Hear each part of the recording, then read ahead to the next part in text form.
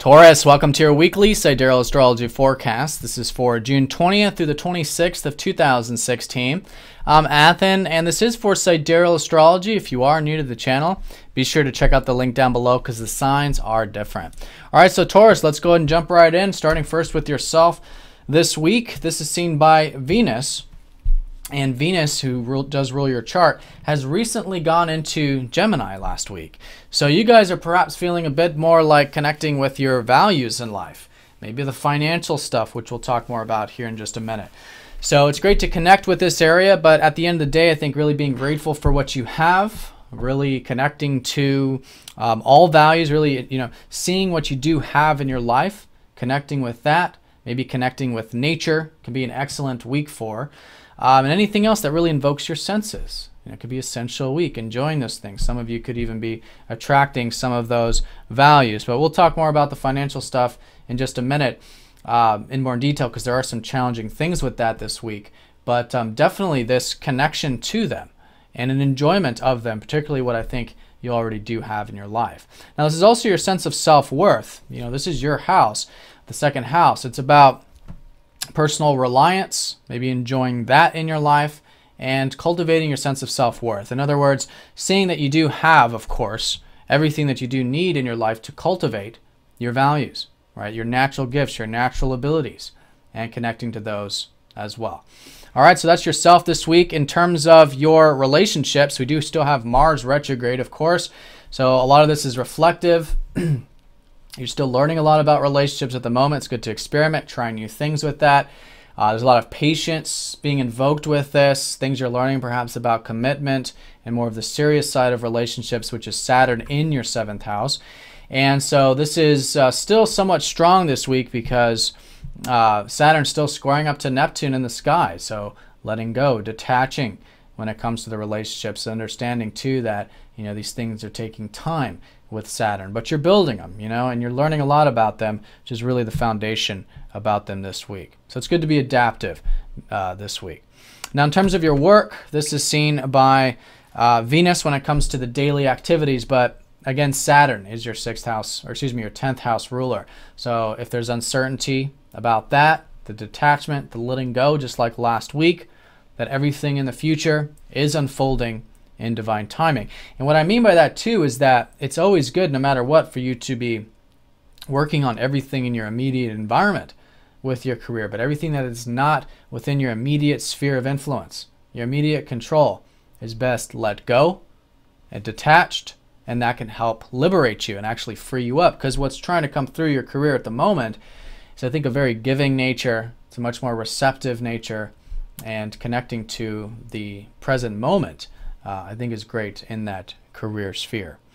All right, so that leads us to the finances, which is the strong emphasis this week for you because Mercury, who rules your 2nd house, is forming this Grand Cross.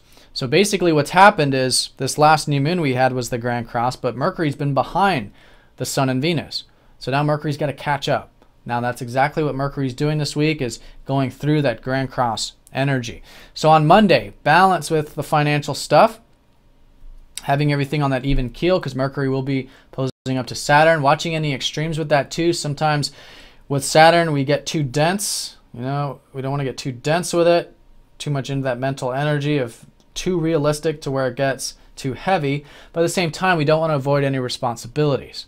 All right, we don't want to go to just the extreme of avoiding our financial responsibilities and that more mature, grounded approach. So balance is really key this week, and I think particularly on Monday with that opposition. If there's uncertainty about this area, that might be the case, which is that square up to Neptune. But again, surrender, detaching, letting go can be very important with that.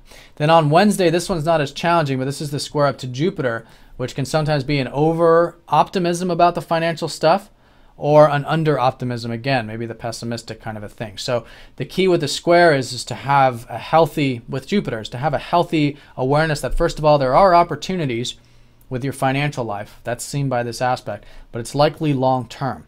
And that's why you want to be patient with it. You want to build it. In fact, it's an excellent week for you guys to build your financial life in some form or another. And if it's not financial, again, it's your sense of self-worth. These plans, these things. Mercury is about the ideas, the concepts, writing things down, making a plan to cultivate the things you value in life, whether it's financial or otherwise. And in that way, this becomes a very constructive energy. All right, so that's the different areas. Now, in terms of the overview, we're having a full moon on Monday. All right, and this is going to be a full moon right on the cusp between your 7th and your 8th house. So starting off the week, there's likely a lot of awareness about the deeper side of life, things that really matter to you, maybe even also relationships as well, because it is right on that cusp. So it could be a cultivation of anything that you've been involved with relationship-wise over the past 6 months, or deep-wise, such as intimate relationships if that's the case, but if not that, matters relating to shared resources, matters relating to openness, transformation, even spirituality are coming to the forefront. So usually during a full moon, we do this sort of status check. And we see that some things are working, some things are not in these areas. And this is particularly with our perspective of them, right? But some things are working with the relationships, some things are working with the deeper connections and the intimacy, but some things are also not. And letting go of those things that are not and cultivating what is, I think, is so important during this full moon energy. All right, and then at the same time, the sun is actually leaving your guys' sign here on Monday, going into that 2nd house of the financial stuff, which again, I think is a good area for you guys to focus on. And if it's not financial, then it's also the values in your life. And this is going to be the location of your next new moon here in about a couple weeks. All right. So those are the fast-moving aspects. In terms of a backdrop to this week, we do have Jupiter trining up to Pluto, which is going to go exact on Sunday. This is a very powerful aspect, very collectively powerful, in fact. So this is the fact that there's a lot of positive energy for you guys to be cultivating your roots right now. And this might have to do with home, might have to do with location, might have to do with cultivating family, maybe something new with that. You know, it's very new because of the North Node being involved here. Some of you too with your health, you know, new direction. It's so great for you to put energy into your health and anything else that's a foundation in your life. So very powerful, not just because Jupiter is here, but Pluto's trining up to Jupiter, suggesting a good week to make change, step into your power, to make some change here with your roots and even your emotional body, connecting to the emotional side of life, your personal life. So much powerful energy there. And this is helping you too with that intimacy and that deeper connection, perhaps in that sphere, which is that Pluto in the 8th and that full moon in the 8th earlier in the week. All right, so Taurus, I hope you guys have a fantastic week. Thank you for watching. If you guys have any questions, please let me know, and I'll see you all next week.